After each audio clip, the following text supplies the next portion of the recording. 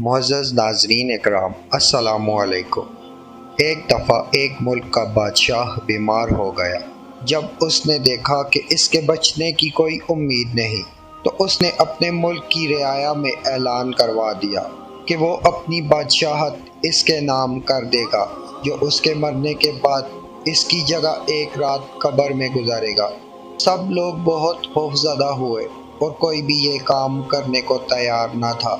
اس دوران ایک کمہار جس نے ساری زندگی کچھ جمع نہ کیا تھا، اس کے پاس سوائے ایک گدھے کے اور کچھ نہ تھا۔ اس نے سوچا کہ اگر وہ ایسا کر لے تو بادشاہ بن سکتا ہے، اور حساب کتاب میں کیا جواب دینا پڑے گا، اس کے پاس تھا ہی ایک گدھا اور بس۔ سو اس نے اعلان کر دیا کہ وہ ایک رات بادشاہ کی جگہ قبر میں گزارے گا۔ بادشاہ کے مرنے کے بعد لوگوں نے بادشاہ کی قبر تیار کی اور وعدے کے مطابق کمہار خوشی خوشی اس میں جا کر لیٹ گیا اور لوگوں نے قبر کو بند کر دیا۔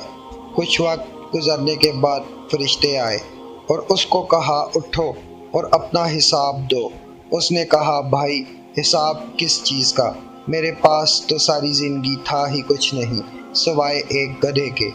فرشتے اس کا جواب سن کر جانے لگے، لیکن پھر ایک دم رکے اور بولے ذرا اس کا نامہ اعمال کھول کر دیکھیں، اس میں کیا ہے؟ بس پھر کیا تھا، سب سے پہلے انہوں نے پوچھا کہ ہاں بھائی، فلاں فلاں دن تم نے گدھے کو ایک وقت بھوکا رکھا تھا۔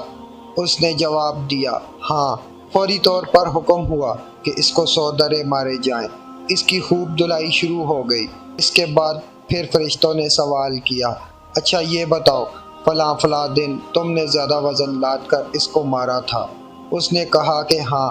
پھر حکم ہوا اس کو 200 درے مارے جائیں۔ پھر مار پڑنا شروع ہو گئی، غرض صبح تک اس کو مار پڑتی رہی۔ صبح سب لوگ اکٹھے ہوئے اور قبر کشائی کی تاکہ اپنے نئے بادشاہ کا استقبال کر سکیں۔